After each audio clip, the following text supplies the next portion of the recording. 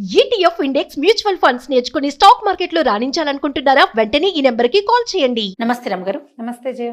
రమగారు, anti ageing ఈ మాట పదే పదే పదే పదే వింటూనే ఉన్నాం. ఇంటి చిట్కాలు కొన్ని ఫాలో అవుతూ ఉంటాం. ఇలా కాదు, దీనికి సంబంధించి పార్లర్స్ వచ్చేసినాయి, మెడికల్ క్లినిక్స్ వచ్చేసినాయి. ఎవరికి వారు యాంటీ ఏజింగ్ కావాలని కోరుకుంటారు. తప్పులేదు, ఉన్న వయసు కన్నా తక్కువ కనిపించాలని. కానీ అదే పెచ్చగా కూడా తయారవుతోంది.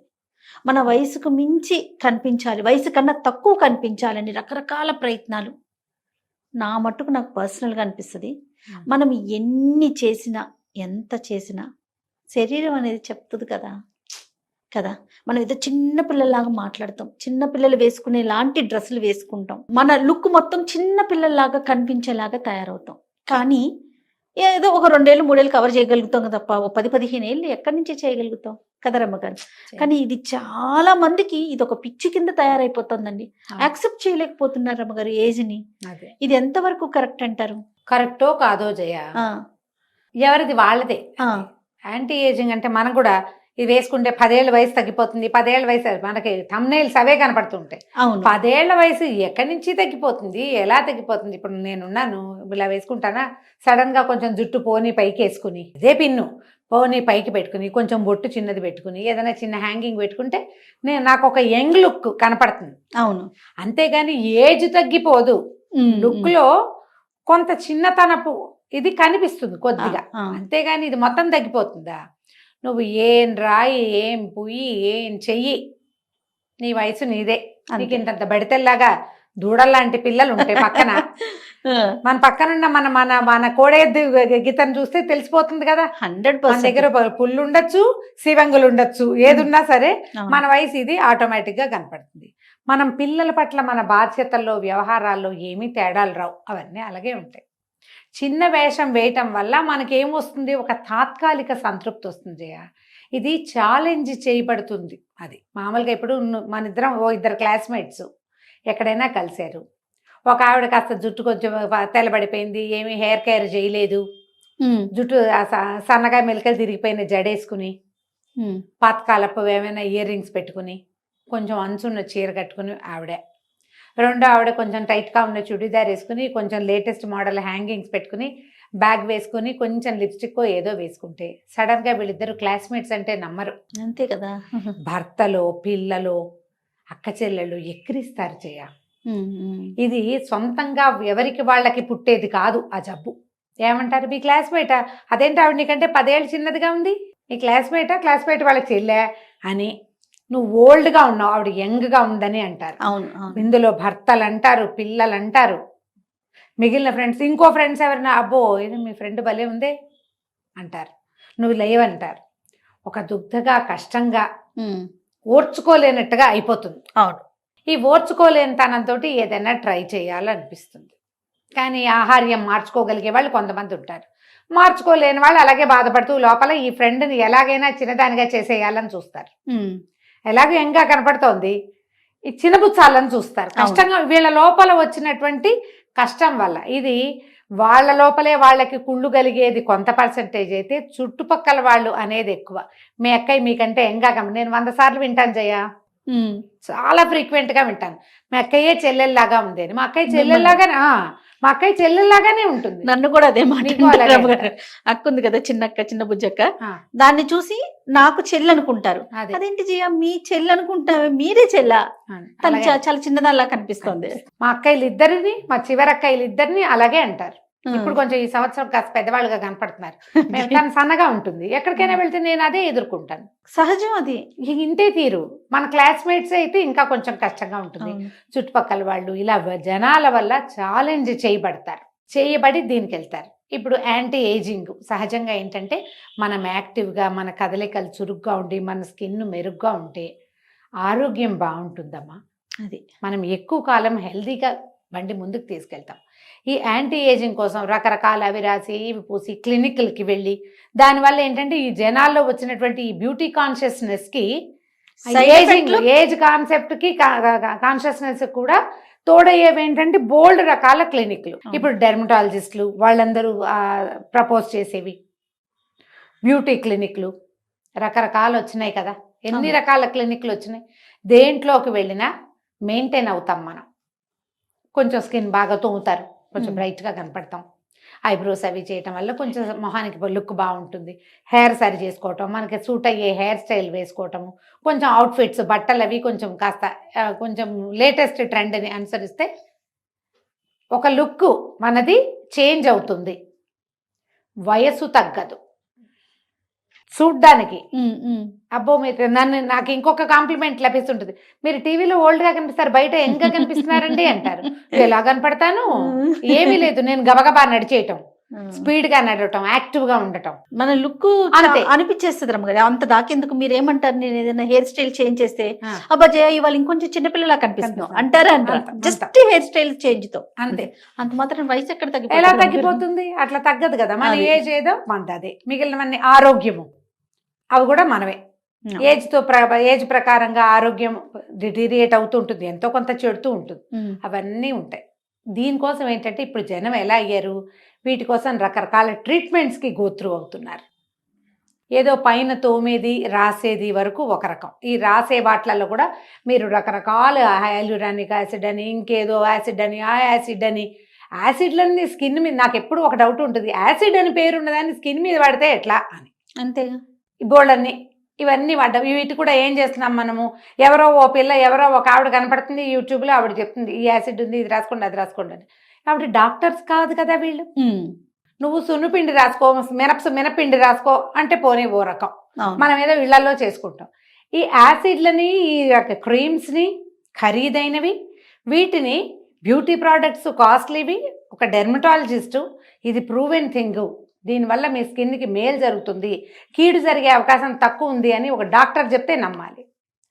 మన ఎవరో ఒక యూట్యూబరో లేకపోతే ఏమన్నా ఇన్ఫ్లుయెన్సర్సో చెప్తే అది ఎట్లా సేఫ్ అవుతుంది? పైగా ప్రజలందరికీ మంచినీళ్ళు అవసరం, ప్రజలందరికీ గాలి అవసరం, నిద్ర అవసరం లాగా ఈ ఫలానా ఈ యాసిడ్ ఏదో ఈ క్రీము అందరికీ అవసరమని ఎలా చెప్తాం?